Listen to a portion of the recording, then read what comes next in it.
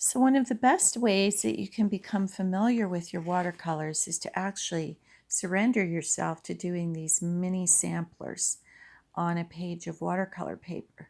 This frees you from having to render anything that is representational or accurate, and it just lets you play and get familiar with how the colors interact with one another, how it works with the water, so that you can stay in this free flow, more spontaneous format of painting.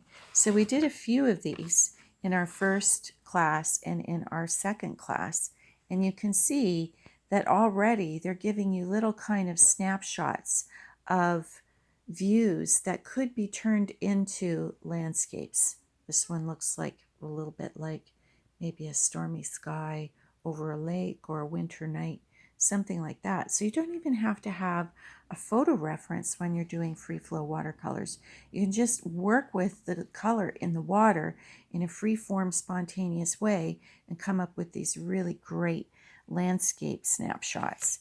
So we're going to do a little bit of this a couple times on this tutorial here, just so that you can see what your options are for those of you who miss a class or who want a little review. So you can see I have my student grade watercolor set right here. It's nothing fancy. It's a Yarka brand. I really like this as a student grade set if you can find it, because the colors are a little bit gel-like. You can see they're kind of shiny in there. And that's like a lot of watercolors, but I really like this set because it offers you rich, economically priced watercolor that is just very, very easy to use. And so, of course, I have my little container of water. Then I have a wee Kleenex here, or you can have a bit of shop towel, the blue ones from Canadian Tire or Home Hardware, to daub your brush off on. And what we're going to do is just play a little bit like I have here a couple of times so that you can see it again. So what you want to do is just get the water on the paper. So that may take a couple of passes where and you can kind of see there that the water is on the paper. Okay, so I've got a fair bit here. Kind of hard to do this through the camera lens. Okay, yeah. I'm just going to take some of my orange. So with watercolor, like I was saying in our second class, there's a few consistencies. You sometimes want to get real watery, so you'll add a lot of water to the color that you're using. Sometimes you want it a little bit thicker, so you won't have as juicy a brush. And other times you're going to want hardly any liquid on your brush, and you're going to actually pick up a more creamy kind of rendering or load of your watercolor. And let's just watch what it does here. So look how, those of you who've watercolored before know how it likes to stain. And you can move this around and within that watercolor. This is how they work. And you can play with that. Now what I'm going to do is actually rinse out my brush and pick up some of my red. Maybe not as juicy as the last one. And then I'm going to touch it in up in here. Maybe I do want a little bit more, so I'm going to a more creamy consistency because my brush is not as juicy. I'm getting a thicker load of watercolor paint, and there it is. And so now I can just move that around and see where I could maybe enhance edges, pull it out a little bit. And even here I might start pulling it out and leaving this white space. Very fun. Okay, now I want to change the color. And now I'm not going to put water down on the surface first. I'm going to pick up some blue. And I'm just going to let the water that's in my brush do the job. And you can see as you drag it out, you start getting texture because the brush is unloading, and now you've got this beautiful form, this kind of maybe sparkling water. Who knows? Who knows what it is? And now just to play, I'm going to put in a little bit of green, and I'm going to actually lay that in right here, dab it in, and let that drift down. Maybe add a little bit of water, just dragging it down. And here's where, if you want to remove some of it, you can just lift it out with a wet brush. And you can bring back the white and maybe move this around a little bit more if you like. That's very beautiful. And I think just to go for the gold, I might actually just put a little bit of brown in here as a landmass. So this is very impressionistic in a sense, and expressionistic. I might even let these touch. And see, I have a little, what looks like it might be a mistake, but it doesn't necessarily have to be, because that might be the reflection of the sun going into the water. So I'm just being very spontaneous here. And I'm going to dot that in here. So I've got some stronger yellow. And then I'm going to pick up a little bit more of the yellow. And I'm actually going to correspondingly dot it in here. There. And you can see that it's bleeding out beautifully.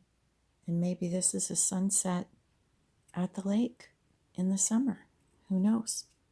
So that's one little quick sampler of playing with the color. Now here I'm going to do another one. So I'm just going to wet the surface again. I'm going to do a little bit more. And you can see that there's a little bit of that orange color in my water. I'm not going to worry about that. So I'm going to do a bit of a bigger one.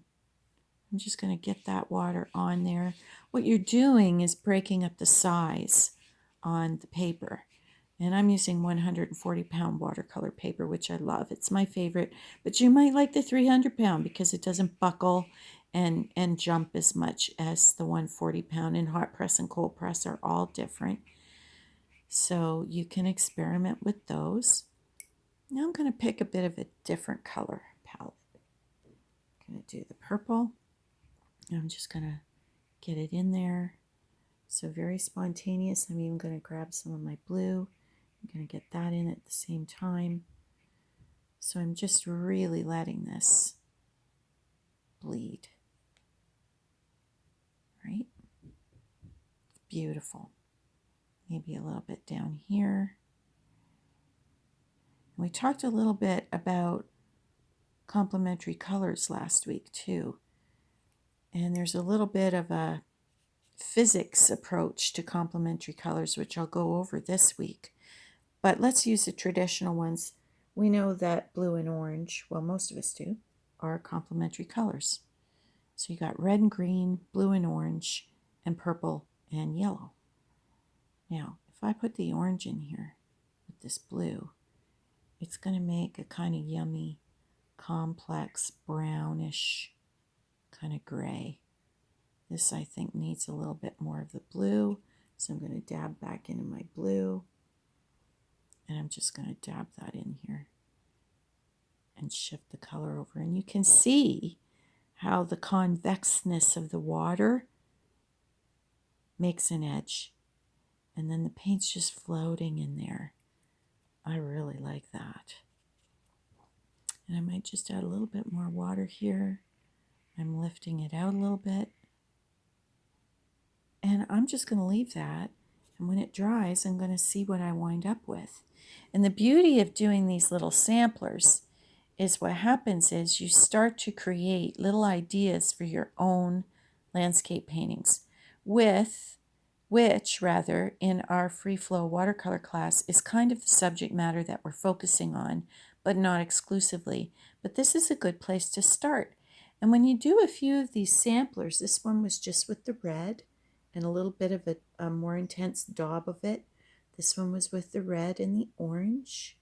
This one with yellow and green, and then daubing in some red dots, as you can see. And this one, let's do this just as a refresher and a reminder. Got to kind of move my set out of the way here a little bit.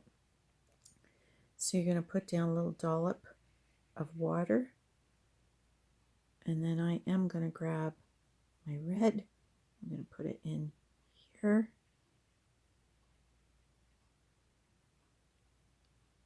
Again, a little bit of a creamier, heavier load of that red because I really want it to register.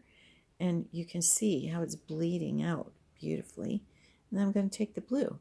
Knowing that red and blue make purple, I'm just going to tick that into the top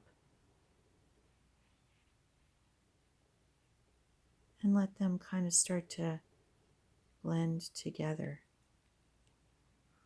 I might even add a little bit of purple just to push it over a wee bit. There we go. And then you just kind of let that do its thing. I'm going to add a little bit of water on the top here. So this would be like a pom-pom flower bloom. And I'm just kind of using the water to expand that a wee bit. Not playing with it too much. And then taking my brush, which I'm dabbing out here, and then pulling that color down into a stem. A very, very pale stem. I might want a little bit more color, so I'm touching it in my purple. And I'm just going to redraw that with the fine point of my brush. Maybe open that just a wee bit with rinsing the brush a little and going back over it. And there you go. You've got a little flower bloom pom-pom. So the start of something great. So that is our mini tutorial for our samplers. Just a review and a guideline for those of you who are catching up at the class and joining us this week, and for those of you who've been in the class. And remember, don't rule out working on black. You can still work your watercolors on black paper. So you can experiment with your samplers on black and get some really beautiful results. That looks like a little landscape right there. You can even do florals. Very simple. There's those pom-pom florals now added with stems and leaves. So don't underestimate using a different color substrate. And for those of you joining us this week, I'll have that paper handy for you so you can play around with it. So thanks for watching, and hopefully this gives you a little bit of help.